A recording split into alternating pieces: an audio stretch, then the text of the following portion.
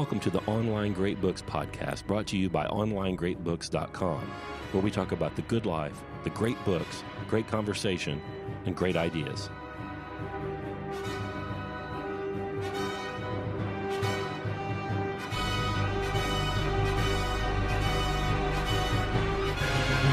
Hello, dear listener, and welcome back to the Online Great Books podcast. This is Brett, and today we continue Scott and Karl's discussion of Edward Gibbon's The History of the Decline and Fall of the Roman Empire. Do you, as a listener, ever wonder what kinds of statements or dialogue might not make it into the finished product of an Online Great Books podcast? As one of the very few people in the world privy to such information, I will tell you one.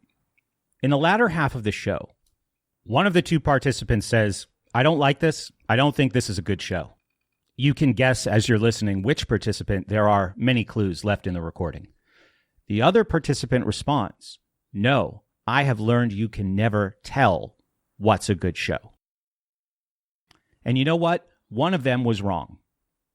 This material might be familiar territory, at least the general story might be familiar territory for a lot of us, but I found this to be such an eye-opening conversation in both parts. And even though it can feel, especially right in this moment in history, kind of torturous to go back and look at the unlearned lessons from another era, this conversation gets my full endorsement. Please remember to visit onlinegreatbooks.com, join the mailing list, and don't forget about Scott and Karl's other fantastic podcast, Music and Ideas. You could start listening to that as soon as you're done with this. As always, thank you so much for your time and attention.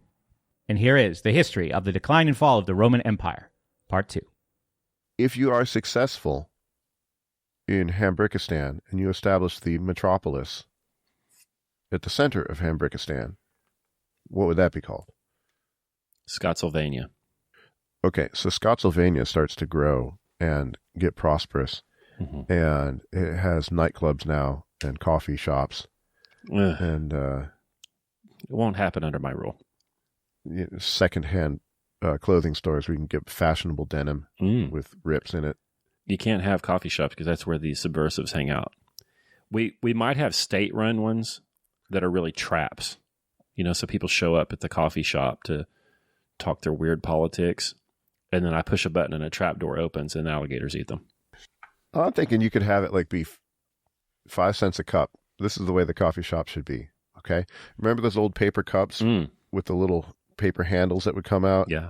You can go and you get your 5 cent coffee, and there's no place to sit. Yeah, no chairs. Karl, by the way, did you hear about the alligator they caught in our lake? I did. Actually, they didn't catch it. They killed it. I'm here in northeast Oklahoma. Yeah, and in the municipal water source, there was a 9-foot, 6-inch alligator in it. This is not Louisiana. We don't have alligators up here. There are some down in the southwest corner or southeast corner of the state, but not up here. This just makes it more exciting. It's kind of like Harambe around here now, though, because they killed this alligator, and people are wearing T-shirts about the save the alligator, and it's kind of like this is an event that will mark time for everyone, like the death of Harambe. When they killed Harambe, that's what. Well, it'll be the new dating. Yeah. What's the name of the alligator? I don't know yet. I don't know. I'm sure somebody's already named it. In the year of our alligator, 43. Yeah. So anyway, Scottsylvania becomes real prosperous, and you have gone on to your eternal reward. You've had your apotheosis, amongst the gods. But Scottsylvania is getting, real prosperous. And nobody who lives in Scottsylvania wants to go off to the frontier to defend it. Mm-hmm. Do we have cruise missiles? No, because you went back in time. Okay. Got to rethink this. Yeah, cruise missiles and drones are a way to solve this problem. For creating it. Yeah, the problem being the increasing distance between the affluent in your society and those who protect the borders. Yeah. Because the more affluent you get, the less people are going to want to go do it. Protect the borders. I know all those words, but when you put them in that order, I don't understand. The borders protect. What do you mean? Yeah, borders are these lines around countries. They're like the cell wall. I thought they were just the people that like rented. When the cell wall can no longer maintain homeostasis, the cell dies. Huh. There were a lot of thoughts that I had reading this about the way the Romans tried to solve this problem. So they would hire out all of these, so-called barbarians and give them promises of citizenship that worked pretty well, but they had to get them invested in the thing. That was their solution, because you weren't going to get Romans from Rome. And you're not going to get Romans by their plan either. Like the later emperors weren't even Roman. Right. Like Kennedy's. Diocletian never entered the city. Oh, God help us. So, decline and fall of the Roman Empire, at some point, I was reading this, I think, at some point, is this even Rome anymore? It's like a gradient. If I have a gradient on my screen from blue to green, at what point is it blue and then cease to be blue and become green? When did Constantine ever go to Rome? How much time did he spend there? And so, yeah, it's the Roman Empire, it's the Roman Imperium, but it's not the original Romans anymore after a while. Yeah, if you never go farther than 20 miles from the Acela, how American is that? Now, the way in which it endured was to get people to adopt the traditions of Rome, but it's not the same people after a while. Yeah. I love the stuff about the Roman camp. Roman camps are so cool. I was thinking about building one. Yeah. The square of about 700 yards, sufficient for the encampment of 20,000 Romans. I was trying to do the math on that. I think I failed. Yeah, let's see here. How big is that on a side? 2,100 feet, right? Which is 4.4 million feet. That's about 10 acres. No, I'm sorry, about 100 acres. Excuse me, about 100 acres. Oh, can't do it then.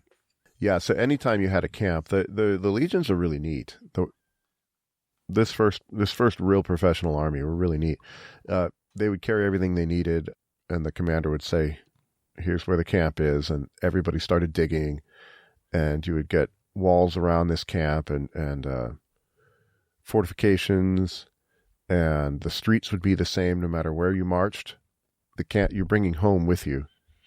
Yeah, the streets were broad and perfectly straight, and a vacant space of 200 feet was left on all sides between the tents and the rampart. The rampart itself was usually 12 feet high, armed with a line of strong and intricate palisades, and defended by a ditch of 12 feet in depth as well as in breadth.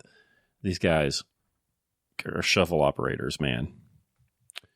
The important labor was performed by the hands of the legionaries themselves, to whom the use of the spade and the pickaxe was no less familiar than that of the sword or the pilum.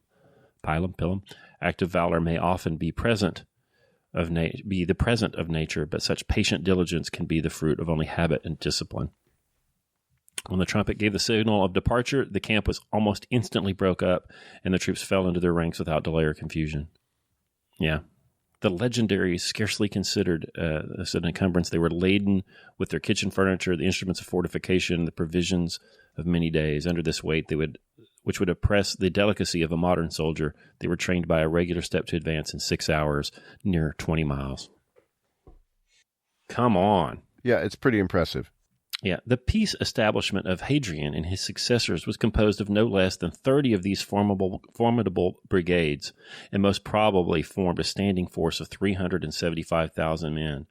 Instead of being confined within the walls of fortified cities, which the Romans considered as the refuge of weakness and pusillanimity, the legions were encamped on the banks of the great rivers and along the frontiers of the barbarians. Well, that's one reason for it. Leave it an exercise for the class. Why would you want your most competent men, your most violent men, far away from the capital? You mean Richmond? Well, I meant Rome, but competent men skilled in violence tend to end up being in charge of things. And if you have them camped right around your capital, they might just start ignoring you and realize they don't need you, like the last emperor in 476, when the Germans said, we're done with you. We don't need you anymore. No, Mo. I'm going to try to be good. Yeah, so such were the arts of war by which the Roman emperors defended their extensive conquests and preserved a military spirit at a time when every other virtue was oppressed by luxury and despotism.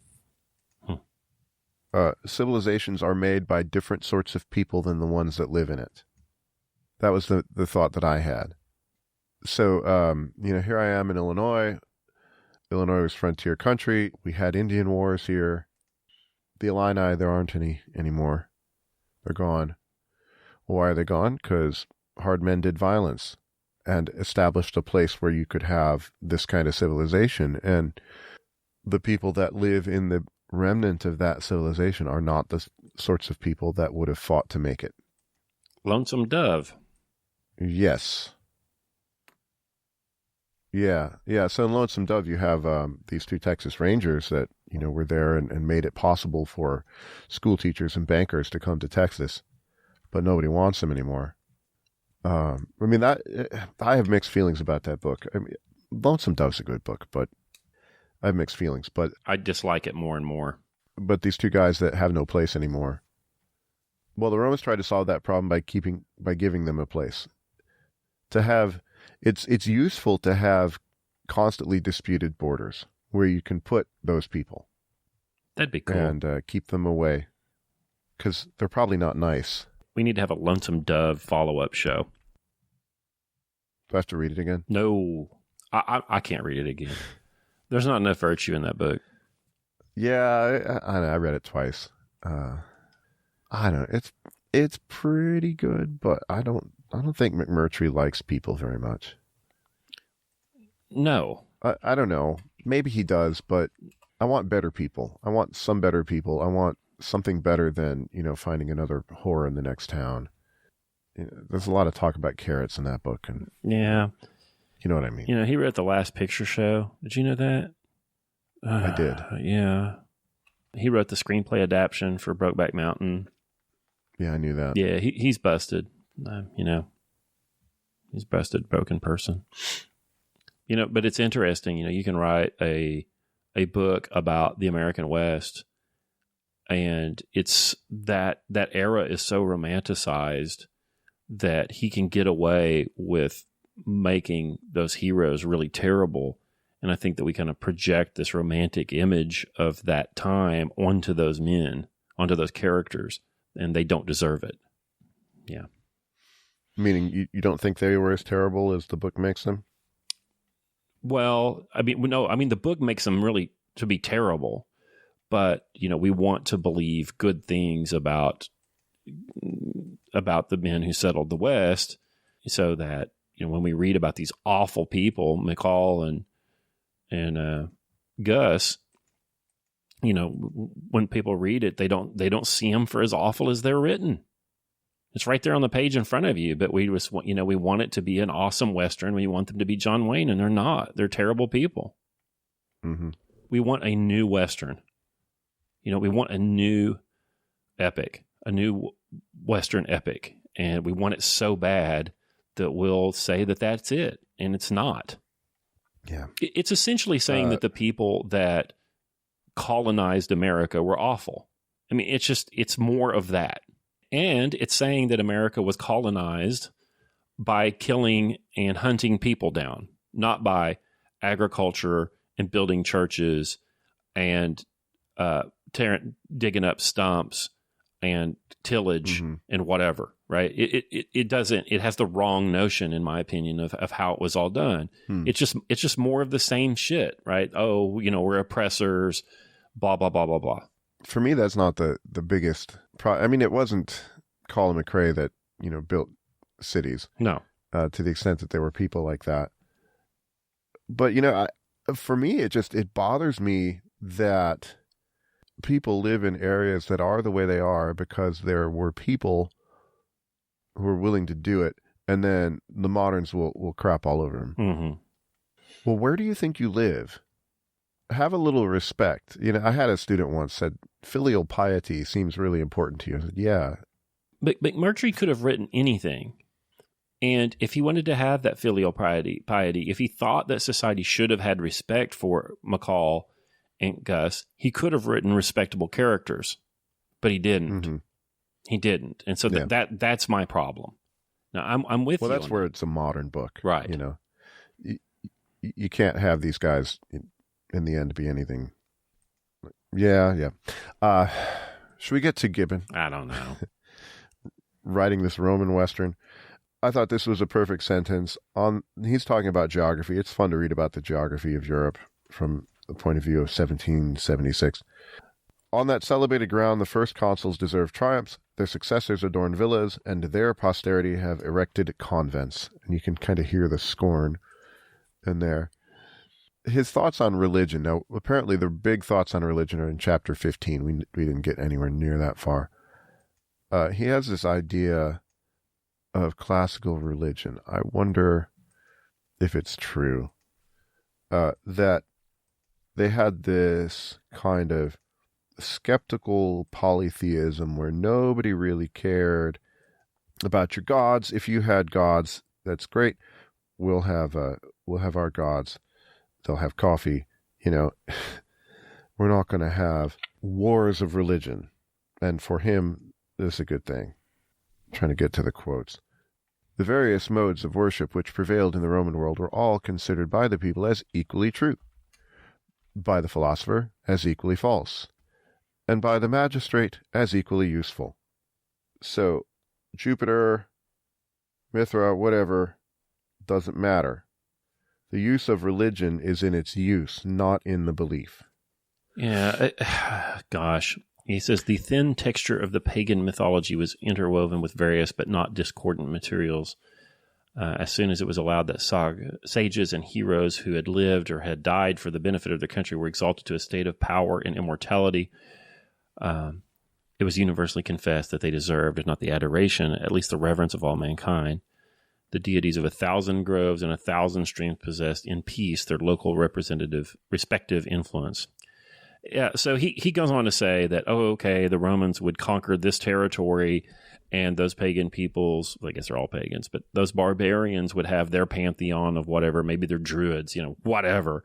And the Romans would then just, add their folk, their religious figures to their polytheistic pantheon of gods. There is some evidence that they did that, but it seems like my interpretation is that of this text is that Gibbon believed that this was done overtly and on purpose by the Roman leadership.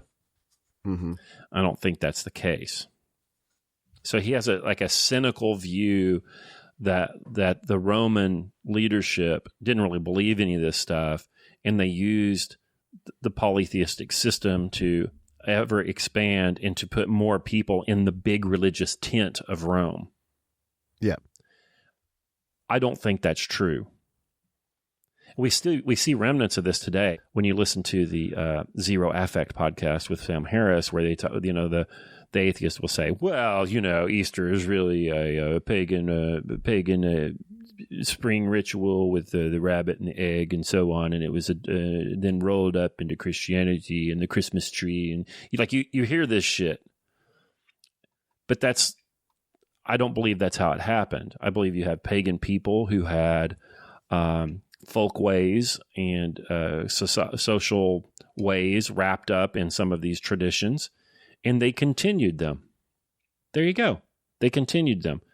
There's no conspiracy to dilute the religion or to take the religion less serious and then, pervert it by dropping the word Pascha and calling it Easter, which is the pagan term. It's just really, really hard to get the Druids to use your word when they've been using Easter and their grandparents did or their great-grandparents did. What do you think, Karl? Okay, so the contention with Gibbon thinks it's by design that they would let this stuff happen, that they would tolerate all these religions. And your contrary story is that they just couldn't do anything about it? Well, maybe they could do something about it, but perhaps they chose not to, or it's one of the problems with polytheism. Like if you've got all of these gods, like what's to say there aren't two more? theologically, they can't keep the other ones out, particularly if you have gods of, this thing or that thing.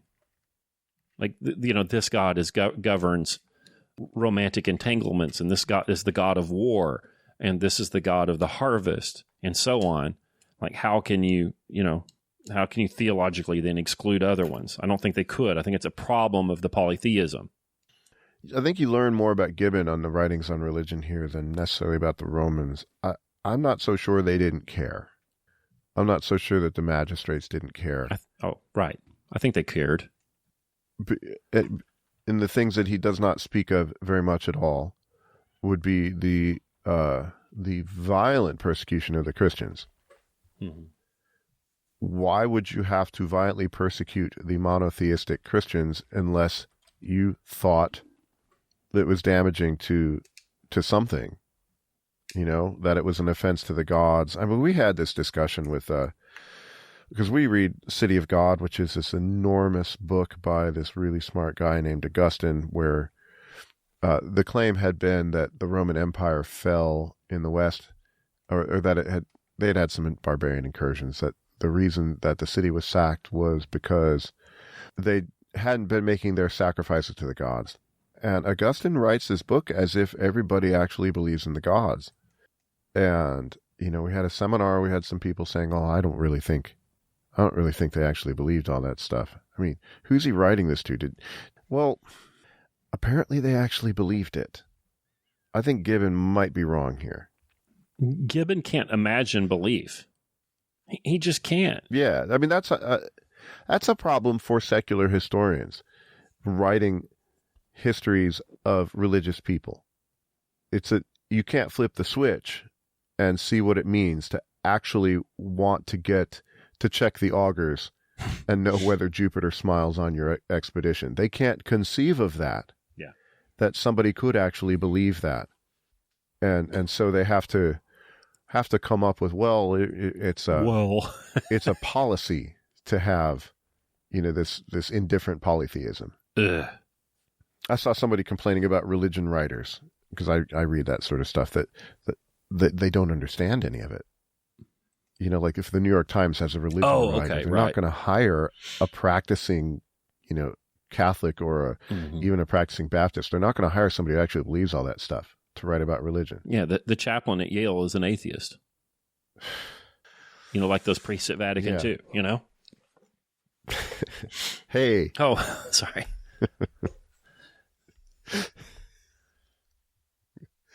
I saw what you did there.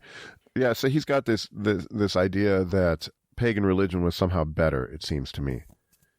He says Rome gradually became the common temple of her subjects, and the freedom of the city was bestowed on all the gods of mankind.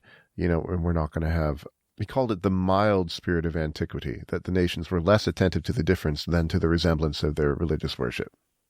Then you can hear in the subtext to me is, unlike, Europe, where we just came out of those wars of religion, where, Protestants and Catholics and everybody are fighting over whatever they were fighting over. Those silly Christians, it seems to me to be the subtext here. Perhaps. I don't see those silly Christians. I think I just don't think he understands. And he thinks that, but he does. I mean, you were talking about the military, or we just read that post there, and he just says it outright that religion is one of the things that was used to create an allegiance to the state among these new converts to Romanism, whatever that was. So he sees religion as a tool for manipulating people. Yeah. Again, it just rebounds back to your thinking of modern times is when you bring other people into your imperium, into your political... Imperium is a better word. It means the part where you can impose law. If you're going to bring other people into it, they have to have allegiance to it. How do you get allegiance to it? Religion would work. You have to do it somehow. So he talks about Athens and Sparta. I'm trying to dig up the quote. The narrow policy of preserving, without any foreign mixture, the pure blood of ancient citizens had checked the fortune and hastened to the ruin of Athens and Sparta. Yeah, that might be true. They had demographic problems, especially in Sparta. There just weren't any Spartans. And so Rome is doing something different. Rome is extending citizenship. This is the thing that Rome did that other cities didn't, or at least not to this extent, which is extending citizenship. Everyone in Italy becomes a citizen of Rome. Paul of Tarsus was a citizen of Rome. When had he ever been to Rome before they brought him there to chop his head off? But if you're going to do that, you have to make them Romans somehow. Somehow. Well. Yeah, wheresoever the Roman conquers, he inhabits. And so things start to change. Well, and for him, religion is one of the somehows. That's one of the ways you control people. Yeah. And so this takes like 300 or 400 years, but you end up with, he says, after the legions were rendered permanent by the emperors, the provinces were peopled by a race of soldiers. Yeah, it's at this point I'm thinking to myself, so how is this still Roman? Yeah. It's Roman that Rome was the seed from which it came out of. But I don't know, you're just hiring other people to do it. Yeah. This is all so difficult for me. I can't hardly sit still. It's driving me nuts. What do you want to say? So many things. It's just overwhelming. Okay, so sitting here in the ruins, how do lasting emporiums last? I really like that word imperium. I think I'm going to use it more. Because I don't want to say political system. Who cares about a political system? Right. But how does it last?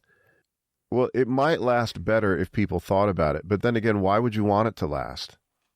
What's the point of having something like a Roman Empire that lasts for, if you squint, it lasts for 1,500 years. The last 1,000, it's pretty much just Greek, but... Yeah, I don't know. If you believe that these imperia, that these political systems that come to govern regions are emergent properties of the people that inhabit them, or emerge from the properties of the people that inhabit them, like I do. Like the American Constitution, I believe, is just a written record of how those people treated each other.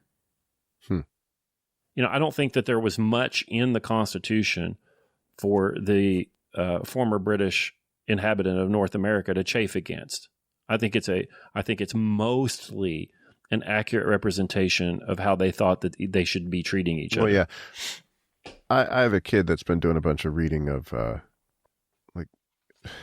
city documents from before the Constitution, and I have to help her. And there's a genealogy to the Constitution. It's like the things that were before it. Yeah, Virginia. So that idea of it is so as a record of the way the people are. Yeah, it's a picture of the political mores of those people at that time. And if you are descended from those people and share those mores, and you share those ways of being and that polity, then you want to preserve it. I mean, that's why you would want that particular imperium to persist. Now, if you say, well, I'm not Roman, I don't care about Rome, what difference does it make whether it lasted 1,500 years or 2,000 years or 167 years? Well, that's right. It wasn't ours. Mm-hmm. But if it is yours, and it's how you would like to act, the government of that society, the rules in that society, the ways of that society are how you believe that you would like to act and how you would like to and represent ways in which you would like to be treated. You're desperately interested in that thing to continue. So there. Mm-hmm. And so if you think it's a good thing, there are things that you can do when you have an imperium that has some people that actually love it. What can you do? Well, you can build aqueducts. Okay. You can undertake long-term projects. You can think in terms of centuries and not in terms of the next election cycle. Okay. But all of that stuff that led to the very high standard of living in the Roman Empire compared to every place else. Ancient writers will say Athens stank. People are throwing their chamber pots out in the street. It's probably true. Rome did not. As big as it was, Rome did not. And a Roman city in the provinces might have been one of the more pleasant places to live in the world in history. Ever, yeah. Well, but Karl, I think that, you build the aqueduct, you carry that long-term vision, but it's still the problem of the conservative. How do you actively do the same thing? You have to develop an ideology that describes why you do that thing and why it's correct. You have to have a proper understanding of human nature. And then you have to develop a method for protecting those things that you have a logical reason for holding. Now, it can be in the logic for holding those views and adhering to that political system. They have to be internally consistent. Like, not everybody has to believe your argument, but they have to be internally consistent. And in being internally consistent, it will allow you to make more decisions about it. If you're just like, well, this is the way we've always done it, won't work. No, who cares? Who cares? It's the way we've always done it. Right. And then you have all these invaders, and they're like, well, that's not how we always did it, and I don't care how you always did it. I'm here now.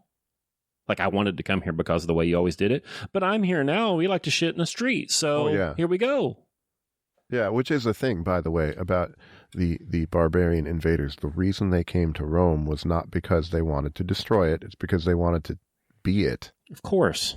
Yeah, so I think Gibbon's probably wrong about the way the Romans thought about their own religion. I think you get a distorted picture by reading the poets. I don't think we quite understand. Maybe somebody's written a book on this. I don't think we quite understand Roman religion. I don't think it's about Jupiter, the rape of Europa or something. I don't think it's not Ovid. It's each house you would have lares and penates. I remember learning this in my Latin class. And these are the ones that do not make the storybooks. The lares, that's a plural, are the ancestral spirits. It's like the genus of your family, or the genius of your family. So if there would be the Hambric, little temple in the house that you would have to serve at to honor the ancestors. And then you had the penates, which are, I don't think they have personalities. They're the gods of the pantry. Those are you beat them with a stick and candy comes out? I think it's more that you are making offerings to them to hope that your pantry doesn't run out. Okay. So that you have the food for your family and you honor the people that go before you. And, all of the I think if you want a good understanding of what Roman religion was like, you should find an old pious Catholic lady of the old style. You go in her house and you're going to look on Mrs. Rosati. She's old and her husband died and you've known her for years and you're going to go check on her, and you go in her house and she invites you in, and there's all kinds of plaster statues of Jesus and the saints all over the place mixed in with her family. And how does she spend her time? Well, she's saying her rosary and she's lighting candles and she's just keeping memories alive. And she has a patron saint for everything. You tell her that, my foot's hurting a little bit. And she says, well, St. Peregrine's for that. Or I don't know. Right. She'll come up with a saint for you, and then she'll feed you. I've been cooking a pasta sauce all day. Whatever. This is remnants of Roman religion. Yeah, they didn't care about that. It was that tells her how to live each day. It was a cynical tool used by the Praetorians to, govern them. Yeah, whatever. I don't think so. I mean, I know you're. I think that's what kept them going. I think they actually believed that stuff. When they ceased to believe that stuff, that's when it ended. Yeah. Christianity did not get rid of that. It transformed it.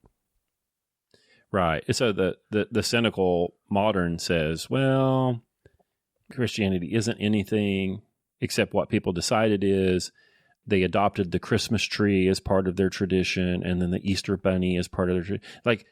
They just think it's, whatever we decide it is. And they don't understand that these people had these ways of worship, and it was natural for them to continue those ways, but change the deity and accept a valid theology that makes sense. Because listen, there's no Roman theology. I mean, there's not, Karl. I mean, there's not. I know, but there was Roman religion, for sure. Right. And religion, as Thomas Aquinas tells us, is to tie yourself back, religare. That's his etymology of religion. It binds you together. It binds you in a way of life and gives you something to defend, which then allows you to build aqueducts, these 100-year projects, because you have faith that the thing that you lowercase f, faith that the thing that you're a part of will endure. Yeah, this is like half about Gibbon and half about our preoccupations. Yeah, I can't help it. That's all right. Oh my gosh, there's a nice section in here about agriculture, which I enjoyed. It talks about the difficulty of raising grapes, which they finally figured out a little bit during the age of the Antonines. The olive in the Western world followed the progress of peace, of which it was considered the symbol. 2 centuries after the foundation of Rome, both Italy and Africa were strangers to that useful plant. It was naturalized in those countries, and at length carried into the heart of Spain and Gaul.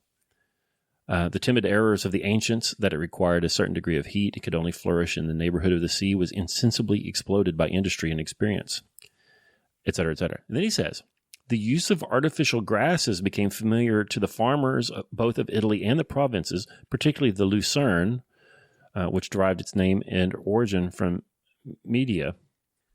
We call that alfalfa, I think. Proteinaceous legume. So it fixes nitrogen and improves the soil. It's high protein. Then he says, the assured supply of wholesome and plentiful food for the cattle during winter multiplied the number of the docks and herds, which in their turn contributed to the fertility of the soil. So they figured out, how to use these nitrogen fixers, and then that are high protein, and then then they could carry more cattle, and that gets you more poop, and it's a virtuous cycle. It's wonderful. That's what I'm trying to do over here. Yeah, that's what I'm trying to do. Yeah. Can you grow olives in Oklahoma? I don't know. I've got figs. Yeah, we took a tour. Melissa and I took a tour before the children arrived of Spain. And I remember the tour guide was pointing out all the olive trees, and he said, these are from the Romans. They planted them. And so what that tells you is, well, I know Spain wasn't entirely peaceful. There were the Muslim conquest and the Reconquista. But it means that it was peaceful enough that nobody thought to go and chop down the olives. Because olives how long do they take to bear fruit? They take a long time. Yeah, forever. Yeah, I planted apple trees. I'm hoping to have apples in 3 years. If you plant an olive, you're not going to have olives. Your children may have olives. Which is, again, that thing. You have the idea of the permanence of the emporium in which you live, the way of life in which you live. And you think, you go shopping at Fedco and say, well, I'm going to buy a tree.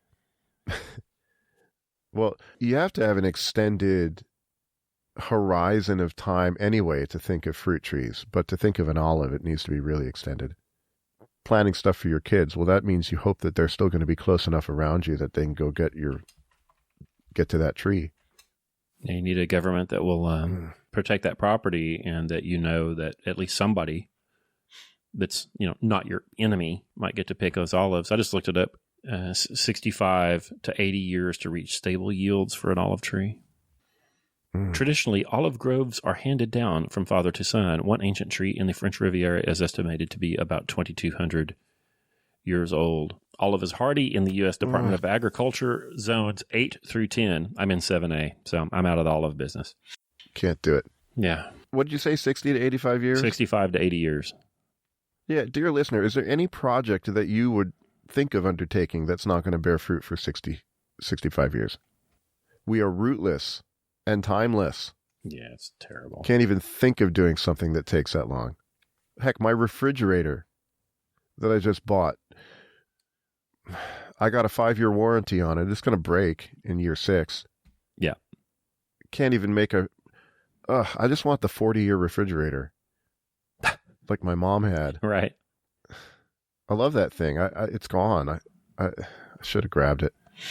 Oh, gosh. We didn't even get to Commodus. I mean, the stories are great. So Marcus Aurelius is the emperor that everyone likes because he wrote that book, the Meditations, but you read about his son, and think Marcus Aurelius was not a good guy. Yeah, his son is Commodus, however. And Commode. if you think of... Is it where we get the name Commode? It might be. If you think of something horrible, double it or so, add a 0, and he's that guy. Before we get that, Karl, gosh, I'm still back here at 2% of the book. The influence of the clergy in an age of superstition might be usefully employed to assert the rights of mankind, but so intimate is the connection between the throne and the altar that the banner of the church has very seldom been seen on the side of the people. He does that shit all the time. It's in the first paragraph of chapter 3, part 1. Yeah. Yeah, I have that marked too. It's an interesting concession. It might be usefully employed to assert the rights of mankind. And then he makes a factual claim that it's been very seldom on the side of the people, which presumes Gibbon cares about the people. Who are the people? Which people? That's not quite true. I don't think it's true. I mean, the church fighting for the church's rights is also fighting for the people. But that would be, I don't know, a historical project. By the Enlightenment, the notion that the government is supposed to be improving of the people is gone. So if the church says you shouldn't do that, that might be improving of you to prevent you from doing that. But the Enlightenment man says you've infringed on my rights and my liberty, which shares a root with libertine, and he can't possibly see that restricting someone's behavior might be good for them. He can't possibly understand that. QED, too long, don't read, legalize weed. Yeah. The banners of superstition. Oh, the banner of the church. The stupid Claudius, brother of Germanicus, was already in their camp, invested with the imperial purple, and prepared to support his election by arms. The stupid Claudius. Yeah, that's a good line. Yeah. So, Marcus Aurelius, the philosopher king, the one that the Stoics all love because of that book, the monstrous vices of the son have cast a shade on the purity of the father's virtues. He goes on, he sacrificed the happiness of millions to a fond partiality for a worthless boy. So Commodus was given imperial powers at 15 or so. In my note there, does this discredit meditations? Of course, my answer is yeah. Of course it does. Or at least it discredits the guy who wrote it. Maybe his book is better than he is. Well, there are people that, do these deep dives on Stoicism, which I have not done. I have read Epictetus and I've read Seneca, not all of Seneca, but I've read Seneca and I've quite a bit, and I've read Aurelius, and it is not a philosophy.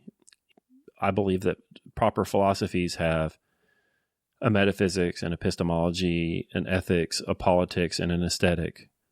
And he doesn't have any of those things. He doesn't.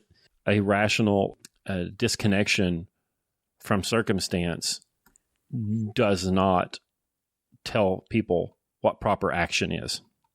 Right.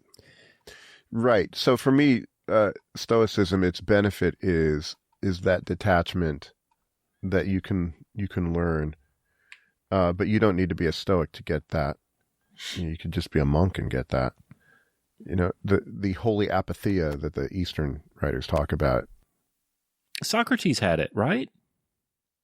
Yeah, but you need to know what the good is. That's the important question.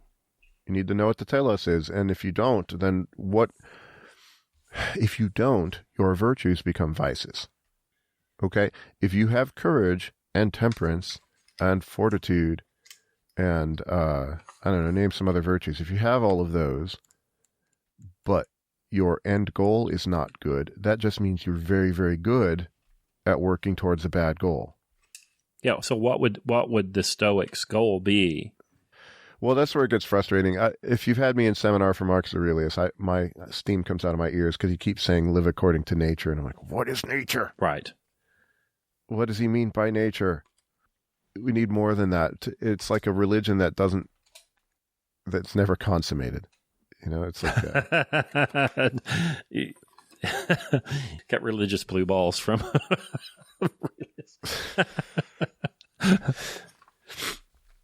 Well, I want to read this paragraph on Commodus. yeah. Because, we're kind of crapping on Gibbon a bit, but I don't mean to. I love it. This is a marvelous book. Yeah. I want to keep reading it and maybe get to the end in 2035. It takes you as long to read it as it takes him to write it.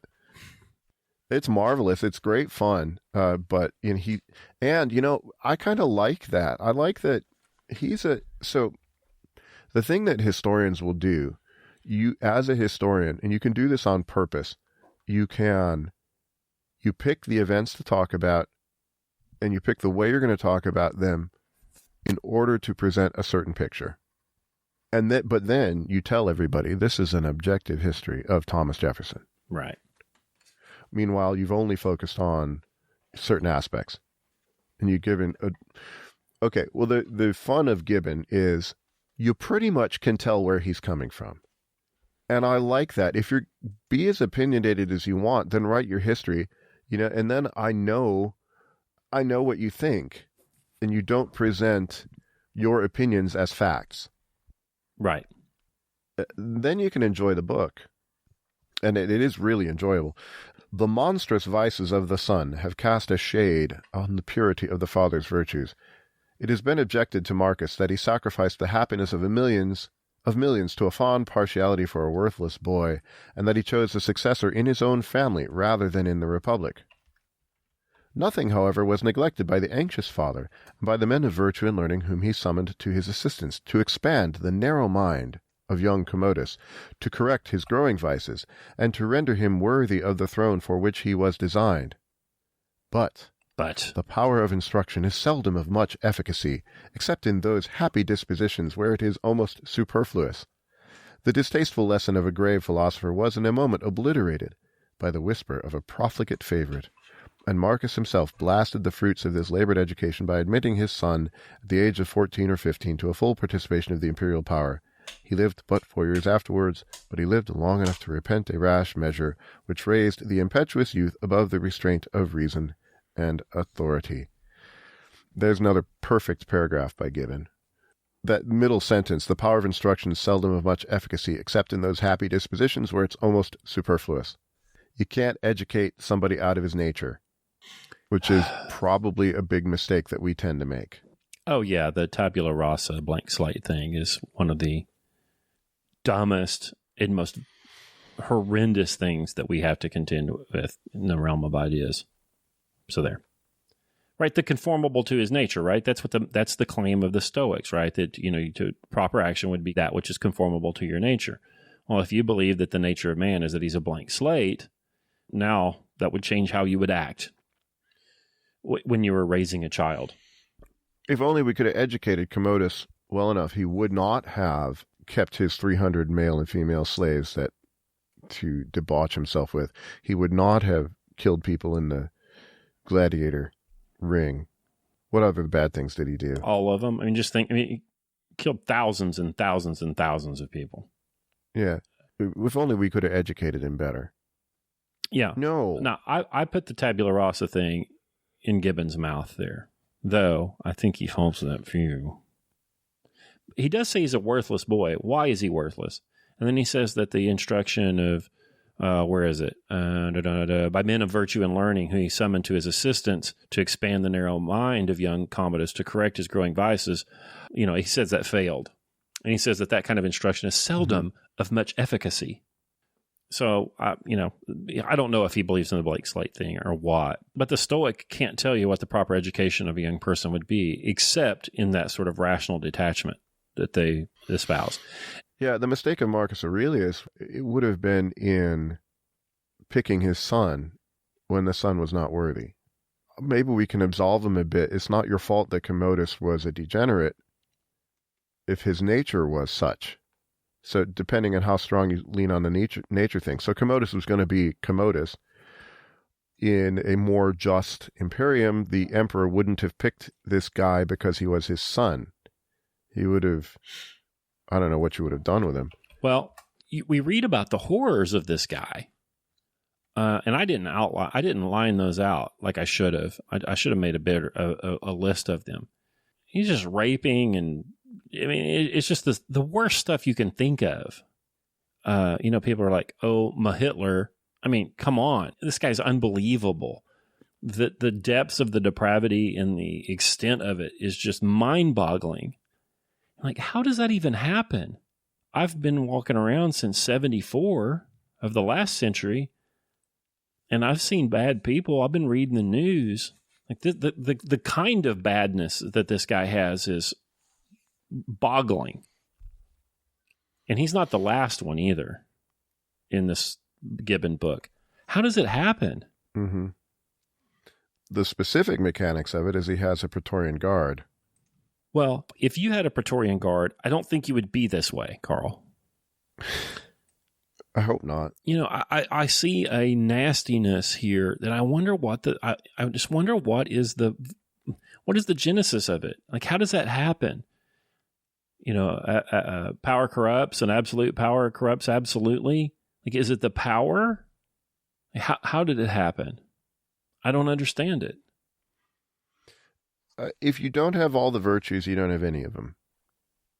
This is an Aristotelian claim. You need all of the virtues. Okay. Because that one that you don't have is going to command all the others. Right. That's why prudence is the chief of every virtue.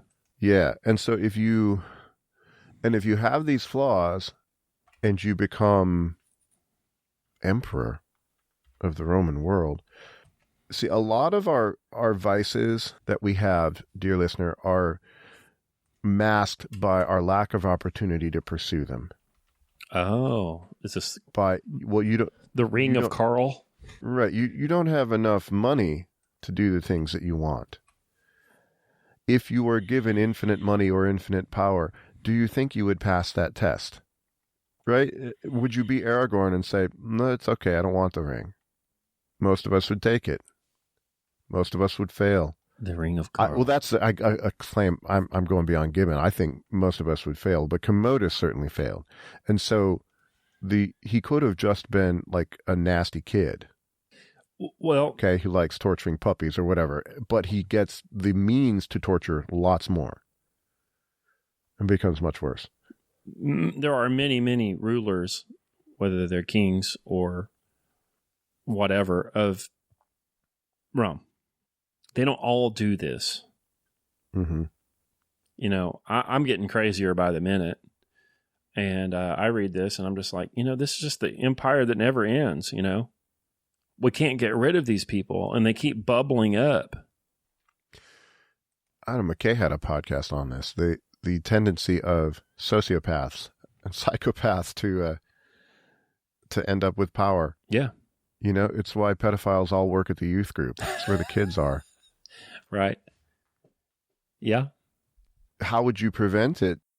I don't know. I mean, that superstition, where I stand on this, that superstition that Gibbon thinks could possibly be of use.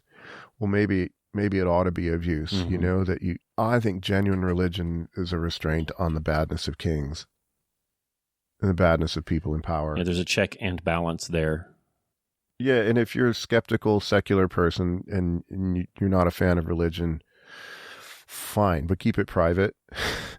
You keep it, you tear it. It's like Nietzsche says this. You tear this down and you think that everything's going to be fine. No, you've torn all the values down. Everything goes away. Mm-hmm. You better put something in its place. You need to have ultimate value in order to keep Commodus from being Commodus. It might still not work, but there's a piquant sentence here. After Commodus dies, he's he gets killed by a wrestler. His domestics kill him. Such was the fate of the son of Marcus, and so easy was it to destroy a hated tyrant, who, by the artificial powers of government, had oppressed during 13 years so many millions of subjects, each of whom was equal to their master in personal strength and personal abilities. Which is an interesting comment on government by Gibbon. He calls it artificial, but the artificial powers of government are what enable a loser like Commodus, how many years? 13 years to do the things that he did. Yep. Which, if he were on the playground, he would have got knocked on his butt in 5 seconds. Yep, that's what ends up happening. This sort of mediocrity, this government by mediocrities, or worse. It's unbelievable. It's an indignity. The dialogues of mediocrities. Yes. Yeah. How would that go? It'd be like, well, actually. What if Biden on his way out appointed Hunter? What would happen? I don't care where you are politically. Virtuous. Does anybody think that he's a great guy? Like, whatever your politics are, if you were going to go for a swim, would you let Hunter hold your wallet? Holy shit. Yeah, that point about having all the virtues, that's a thing that when I read it first, way back in grad school, probably, I thought, I hope that's not true. Right. Got bet. And you want it not to be true, and then you think about it, and you look at the people around you, and Yahtzee. It's hard to be good. Goodness requires a completeness of character, and any flaw makes it bad. And add that flaw with opportunity, and you get really, really horrible things. I read a bit more after this. The Pertinax is installed after Commodus. He lasts 88 days. He gets killed by the Praetorian Guard because, this is interesting, because he cut their benefits. Commodus, for all his vices, he knew to keep the Praetorian Guard happy. To keep the armed people in the heart of the government happy is what he did. So Pertinax gets killed, and then there's, I forget his name, Julius, who buys the thing, the Praetorian Guard sells the empire. Yeah, essentially have an auction. At least that's honest. Yeah. But then we get Septimus Severus, comes from the provinces and says, this is no good, and puts a stop to that. And he seems to have been a great man. Easier to stay in the provinces, and that who would want to be emperor at this point? After this point in the book, it starts to be a lot like the Silmarillion. It's just names and names and names and names. Like it becomes really overwhelming. Or the Iliad even, There's a lot of stuff to take on and to organize in your mind as you read this thing. Very difficult. It's a great book. It's worth reading. I'm going to continue. Here you go. Here's a little bit on monarchy, Karl. Let's see here. The true interest of an absolute monarch generally coincides with that of his people. Their numbers, their wealth, their order, and their security are the best and only foundations of his real greatness, and were he totally devoid of virtue, prudence might supply its place, and would dictate the same rule of conduct. Severus considered the Roman Empire as his property, and had no sooner secured the possession than he bestowed his care on the cultivation and improvement of so valuable an acquisition. Salutary laws, executed with inflexible firmness, soon corrected most of the abuses with which, since the death of Marcus, every part of the government had been infected. In the administration of justice, the judgments of the emperor were characterized by attention, discernment, and impartiality, and whenever he deviated from the strict line of equity, it was generally in favor of the poor and oppressed, not so much indeed from any sense of humanity as from the natural propensity of a despot to humble the pride of greatness and to sink all his subjects to the same common level of absolute dependence. His expensive taste for building, magnificent shows, and above all a constant and liberal distribution of corn and provisions were the surest means of captivating the affection of the Roman peoples. The misfortunes of civil discord were obliterated. The calm of peace and prosperity was once more experienced in the provinces, and many cities restored by the munificence of Severus assumed the title of his colonies and attested by public monuments their gratitude and felicity. Yeah, having a monarch gives the government a property right in the thing, and that's good. A free market property rights guy can think monarchy is best if you go down that road. If you have no stake in it, then why are you going into the halls of power? Well, just to make a grab. It's weird, Why would you want to dominate other people? Why would you want to be the head of the Ministry of Information? What sort of person would want that job? Much to chew on from Gibbon. And the good thing about this is it's all finished. Rome is finished. Right. For me, this is the benefit of history. It's a laboratory. There's no laboratory for politics except history. Mm-hmm. You can't say, well, price controls. How would that work? Will that be good or bad? Well, you don't know. Yeah.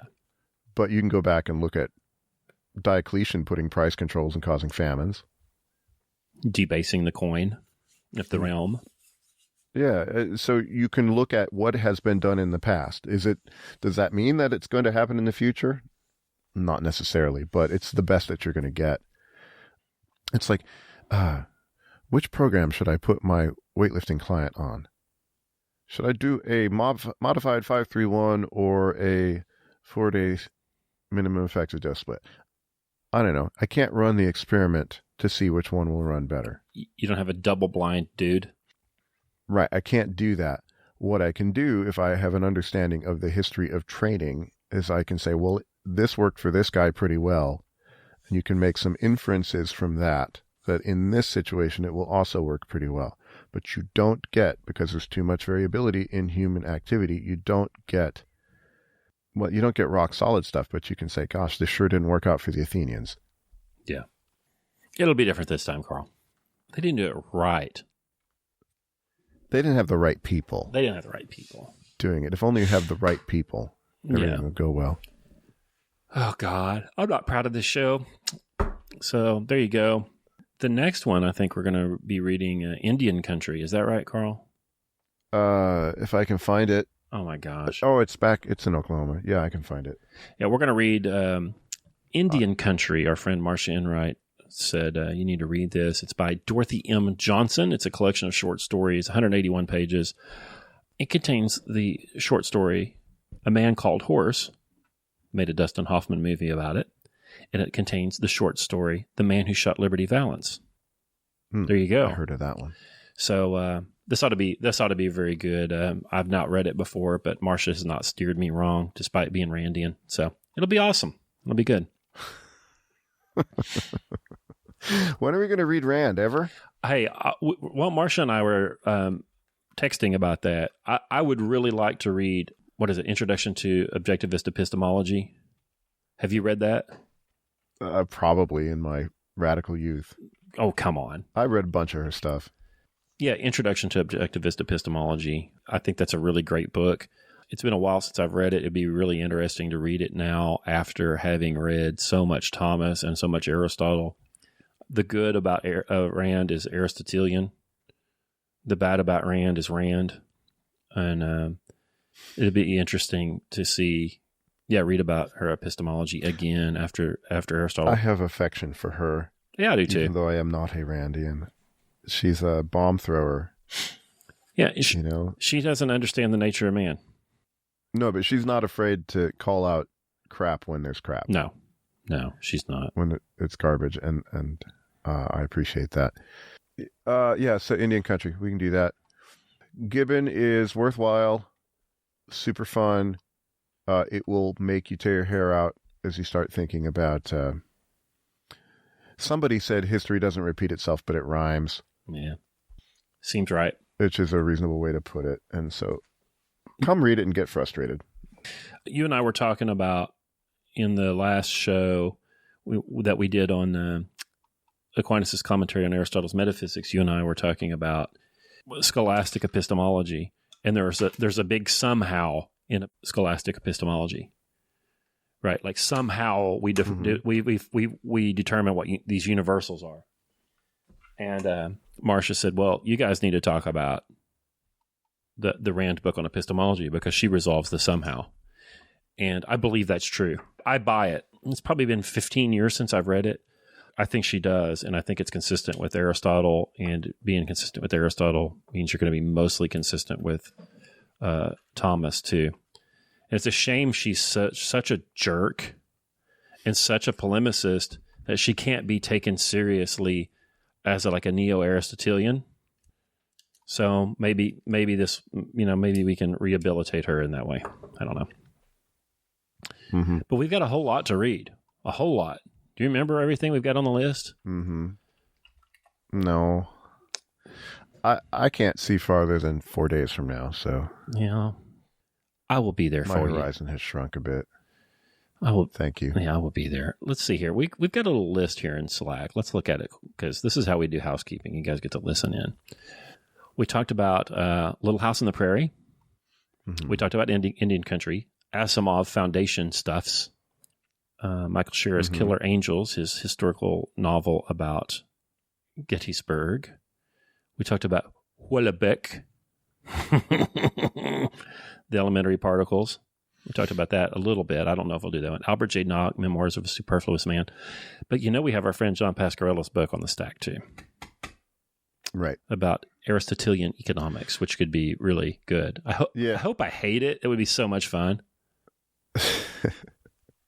I read the last page and I liked it. I think I just might do that. I'll just skip everything else. No, John, I won't. I'll read the whole thing. We'll read it. We'll read it. I'm looking at a portrait of Edward Gibbon. He was not I'm doing a physiognomy check. Oh yeah. He's like he looks like he eats soy for every meal. Yeah. Not a flattering picture. No. Well, anyway, there's that. So anyway, go listen to our other podcast, Music and Ideas. We are doing fun things there. Go listen to Scott's podcast with that other guy. What's it called? Growing Not Tater Talk? Resilience. Yeah. A Tater Talk joint. I've listened to the first 3. It's good stuff. Yeah, thank you. Come join us at Online Great Books. Go to the store and buy stuff. Keep the lights on. I know times are tough and you have to make choices, but I have found that keeping an active intellectual life in difficult times makes it less bad. It might be that the contemplative life is a good. Mm-hmm. Yeah. So come on and join us. Love to have you. Yeah, thank you guys so much for listening. That's all we're going to talk about today. Go to the website, get on the mailing list, pass it on, leave a review. Yeah, I look forward to the reviews after this show because I made a bunch of stupid people mad, I'm sure. So bring it on.